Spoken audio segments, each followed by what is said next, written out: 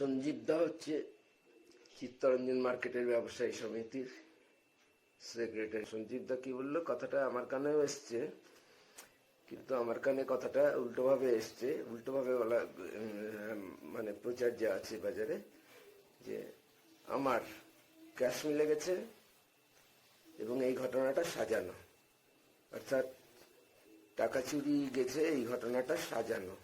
এরকম ভাবে আমি টাইপ নিয়ে তোমাকে বলছি, তুমি আমাকে 10 মিনিট টাইম নেবে, তোমাকে আমি দেখছি দেবো। যে বাবা তৃতীয়বারে বাবা এসেছিল দেখতে, কারণ ও গরু বিক্রি করে টাকা দিবে, প্রায় কেঁদে ফেলেছিল ওখানে। আরো বিভিন্ন জন এসছে, এক্সপার্ট এসেছিল কিছু, তো উকিল টুকিলও ছিল হয়তো। তাহলে ব্যাংকের খুব ইম্পর্টেন্ট কাস্টমার বাইরে কি প্রচার করেছে, বিশেষ করে প্রয়োজন মানে চক্রান্তটা সাজাতে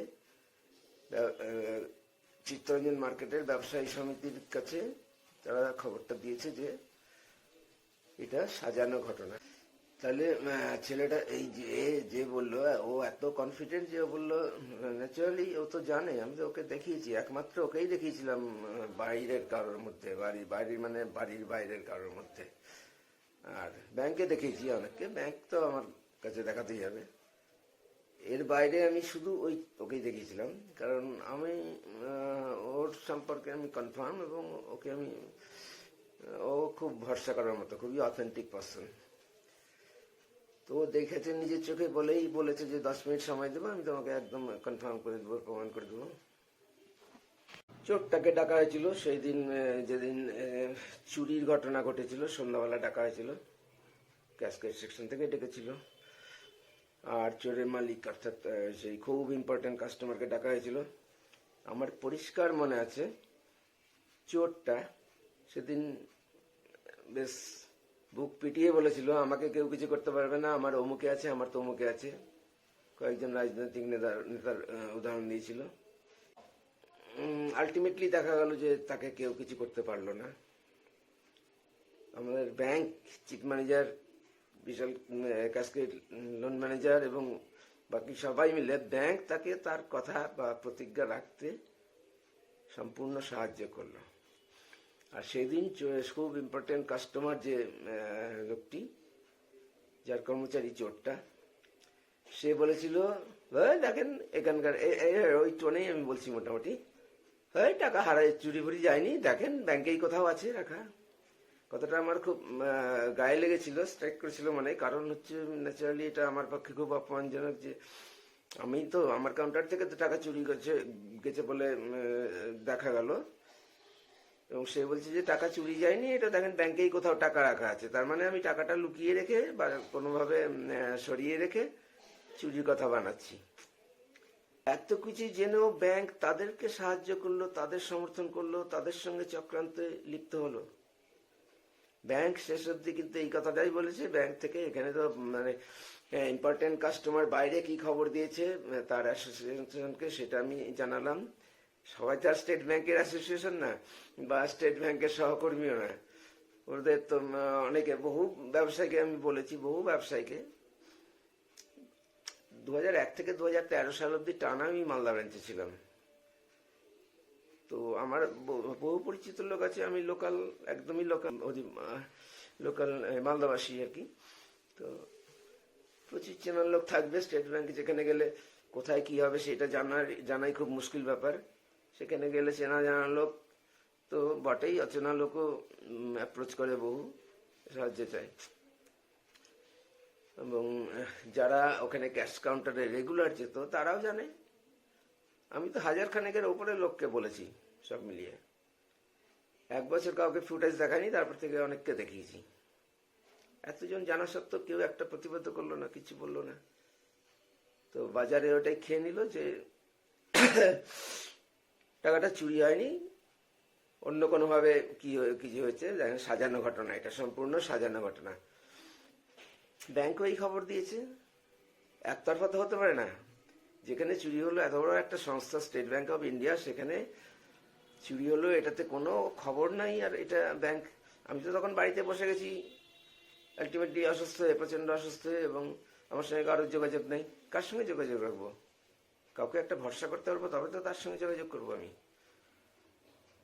আমার ভিআর স্যাংশন হয়েছে 26শে নভেম্বর 2018। আমি জানতে পারিনি, কেউ জানায়নি। আমি লিভ অ্যাডজাস্টমেন্ট করতে গেছি 26শে নভেম্বরের পরে, কেউ জানায়নি। 31শে ডিসেম্বর আমি গেছি শেষ দিন, সেদিন আমাকে জয়েন করতে বলেছিল এই বদমাস চিফ ম্যানেজারটা। ও তো লিভ নিয়ে যা ভয়েস রেকর্ডে যে শুনতে বিরক্ত লাগছে, যে এত নিকৃষ্ট শ্রেণীর কথাবার্তা, এত খারাপ ভাষায় কথাবার্তা এবং টোনে কেউ বলে, এত আমার জানাই ছিল না আমাকে এভাবে শুনতে হতে পারে। সেই কথাটা, যে কথাটা প্রথম দিন খুব ইম্পর্টেন্ট কাস্টমার ব্যাংকে বলেছিল যে টাকা চুরি হয়নি, দেখেন ব্যাংকে কোথাও আছে, আলটিমেটলি সেটাই এস্টাবলিশ হলো মালদা শহরে, ব্যবসায়ী মহলে, ব্যবসায়ীদের ইউনিয়নে। আমি তো আর গিয়ে ব্যবসায়ীর ইউনিয়নকে ধরবো না, আমার ইউনিয়নই তো আমাকে, আমার ইউনিয়নকেই তো আমি ভরসা করতে পারলাম না। আমার ইউনিয়নের সঙ্গে যা যা করার আমি করেছিলাম, এগুলো কৈফিয়ত কাউকে দেবো না।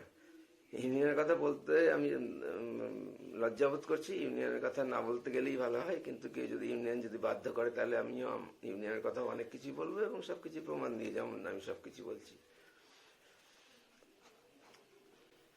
তাহলে চোরের মালিক তথা ব্যাংকের খুব ইম্পর্টেন্ট কাস্টমার প্রথম দিন যেটা বলেছিল, এবং চোরও যেটা প্রথম দিনে বলেছিল আমাকে কেউ কিছু করতে পারবে না, সেই দুটো কিন্তু শেষ অবধি থাকলো। আর একবার মনে করে দিচ্ছি যারা শুনছে, স্টেট ব্যাংকে মালদা থেকে আমার কাউন্টারটা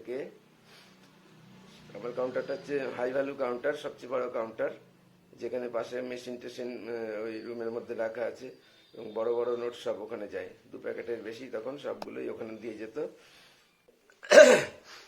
সঞ্জিতা বলছে যে আমি ঘটনাটা ঠিক উল্টো শুনেছি, এ যা বলছে তার উল্টো শুনেছে। অর্থাৎ সে শুনেছে যে এই ঘটনাটা পুরো সাজানো, কোনো চুরি টুরি হয়নি, আমি এগুলো বানিয়ে সিচুয়েশনটা তৈরি করেছি। এই কথাটায় আমাকে চিফ ম্যানেজারও বলেছে, ভয়েস রেকর্ডিং আছে। আমি যেহেতু আপনি করেছেন, আপনি ইচ্ছে করে করেননি, মিলে যাচ্ছে তো। এবং এরা বলল যে আমি বাজারের সম্পাদক হিসাবে, সেক্রেটারি হিসাবে আমি যা শুনেছি, যেটা আমাদের যে খবরটা ওরা দিয়েছে, অর্থাৎ সেই ইম্পর্টেন্ট কাস্টমারের দিক থেকে, তারা বলেছে যে খবরটা সম্পূর্ণ সাজানো, ব্যাপারটা সাজানো, চুরি টুরি হয়নি। ব্যবসায়ী সমিতির সেক্রেটারি কি বললো যে তোমার মুখ থেকে উল্টো কথা শুনলাম, আমি কোয়েম্বাটুর রয়েছি, আমি কোয়েম্বাটুর থেকে ফিরে আসি মালদায়, তারপরে এর একটা সমাধান করবে। মানে তার মধ্যেও তো ইন্টেনশন খারাপ নাই। মানে এত অপমানজনক, অসম্মানজনক, এটার মাথা কিন্তু আমাদের চিফ ম্যানেজার, স্টেট ব্যাংকের চিফ ম্যানেজার, একদম নিঃসন্দেহে, একদম প্রথম দিন থেকে আমার ওর উপর ডাউট ছিল। এত কথা এটা বারবার বলছি কেন, একটা প্রমাণ তো পরিষ্কার যে আমি প্রথম যেদিন আমাকে ডেকে, তার আগে কোনো সিমটম দেখা যায়নি যে এই ব্যবহারটা করবে বা এরকম চক্রান্ত করবে। প্রথম যেদিন আমাকে ডেকে বকাঝকা, ভয় দেখানো এবং প্রচন্ড অপমানজনক কথাগুলো শোনালো, আমি কিন্তু প্রথম দিনে সেই দিনের ভয়েস রেকর্ডটা নিতে পেরেছি। এমন তো না আমার অভ্যাস প্রতিদিন ভয়েস রেকর্ড নেবো, যে একটা ইয়েতে মোবাইলে কত জায়গা থেকে, সেই তখনকার যুগে চুরি টুরি কিছু হয়নি। কি অসম্মানজনক, কল্পনা করা যায় না। ব্যাংক তাদের সাপোর্ট করলো, তাকে সাপোর্ট করলো। ভবিষ্যতে আবার সেই এই অফিসাররা তো বহু টাকা যদি সরিয়ে দেয় এরকম কোনো দুষ্কৃতির সঙ্গে, বহিরাগত বাইরের কোনো দুষ্কৃতি, সে কাস্টমার হিসাবে হোক বা যে কোনোভাবে হোক, করতেই পারে এই ধরনের লোক। এ তো বর্ন ক্রিমিনাল দেখা যাচ্ছে।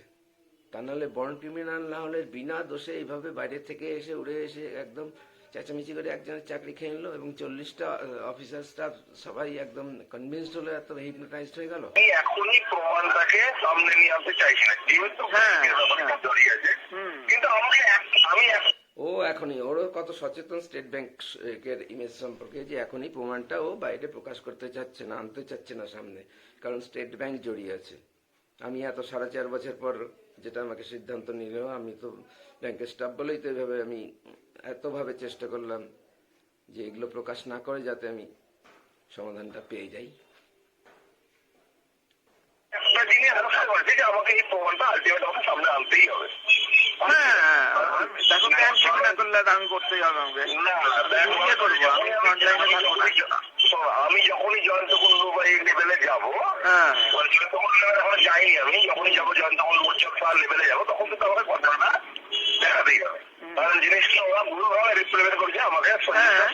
হ্যাঁ, ব্যাপারটা হচ্ছে আমি শুধু অপেক্ষা করছিলাম যে ব্যাংক থেকে আপনাকে কোনো আপত্তি যদি না করে তাহলে আমাকে এই প্রমাণটাকে এই সপ্তাহটা ব্যাংক থেকে যা করা উচিত।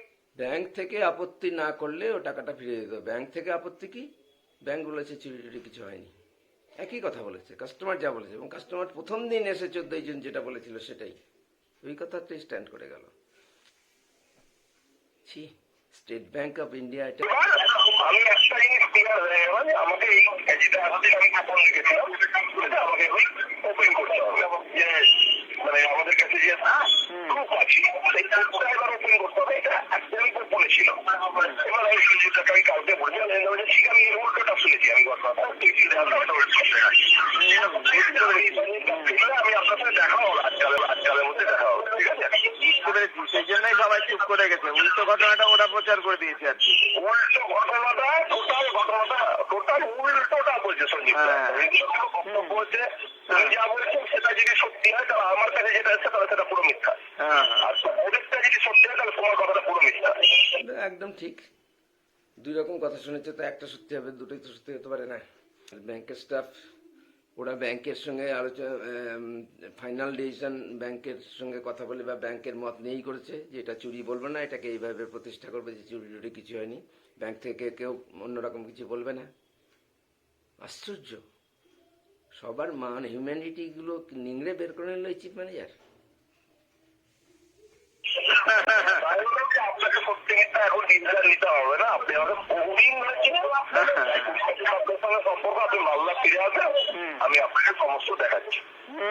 ঠিক ঠিক ঠিক। বাস্তবিক তো কথা, ও তো উচ্চ শিক্ষিত, খুবই ওর কথাবার্তায় যুক্তি আছে, একদম ঠিকঠাক আছে।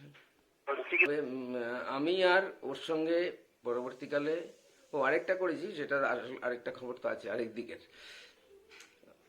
ওই প্রমাণ টমান করার জন্য, এসবের জন্য আমি যাইনি, কারণ ব্যাংক আমাকে এত ব্যতিব্যস্ত করে দিল, নাজেহাল করে দিল, এবং আমি আমার জীবন নিয়ে নাজেহাল হয়ে গেলাম যে কি করে আমি বাঁচতে পারবো সব কিছু বজায় রেখে, চাকরিটা বজায় রেখে, এই লোকটার হাত থেকে কি করে মুক্তি পাবো। কিন্তু এটা চাকরি না ছেড়ে এটা কোনো রাস্তাই পাওয়া গেল না, কারণ একটা মানুষও যদি আমার সঙ্গে না থাকে তাহলে আমি আর কি করে করা যাবে। আমি তার 7 দিন থাকলেই আমাকে মেমো দিয়ে 7 দিনও লাগতো না। ঝগড়া তো শুরু করে দিয়েছিল কর্মচারীটা। আর এই তো চিফ ম্যানেজার যা বলছে, উনি আসছেন, উনি এসে গেছেন এত দূর, লিখিত নিয়ে আসছেন, যেই মুহূর্তে দিবে আমি এই করব। উনি যা বলবেন সেটাই হবে, উনি যা বলছেন সেটাই, ওটাই দিব্য দৃষ্টিতে দেখতে পাচ্ছেন যে কাস্টমার এটা করছে।